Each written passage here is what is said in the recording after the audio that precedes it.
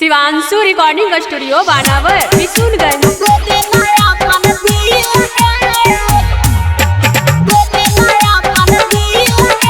Mix by Roshan Pujari. गोरे गोरे गलिया पर करिया कौटी लगे, गोरे गोरे गलिया पर करिया कौटी लगे। छौड़ा मगहिया के दे दे नयापन दिल के, छौड़ा मगहिया के दे दे नयापन दिल के। पैरावा में पेन्हा ही सैंडल हाई ही लगे, पैरावा में पेन्हा ही सैंडल हाई ही लगे।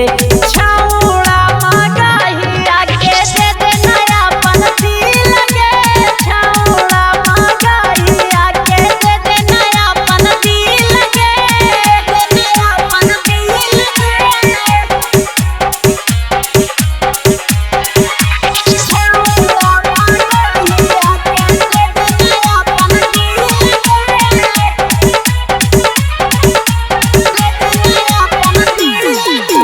पढ़े जाही छौड़ी सटके टिकुलिया, पढ़ाही की छौड़ी खुशाही कुलिया।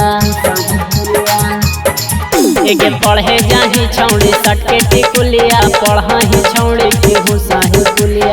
बोला ही औ सबके सामने भरल हो महफिल लगे, बोला ही औ सबके सामने भरल हो महफिल लगे। छौड़ा मगहिया के दे दे नयापन दिल के, छौड़ा मगहिया के दे दे नयापन दिल के, नयापन दिल के।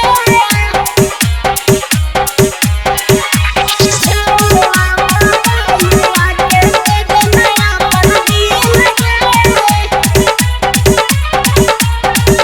नयापन दिल के। एके पेन्हा ही छौड़ी तू सूट सलवार गे, कहा हो राइटर भरत गीतकार गे। एके पेन्हा ही छौड़ी तू सूट सलवार गे, कहा हो राइटर भरत गीतकार गे। रितेश दीवाना रोशन पुजारी ठोका दे तो की लगे, रितेश दीवाना रोशन डीजे ठोका दे तो की लगे। छौड़ा मगहिया के दे दे नयापन दिल के, छौड़ा मगहिया के दे दे नयापन दिल के। शिवांशु रिकॉर्डिंग स्टूडियो बानावर बिशुनगंज।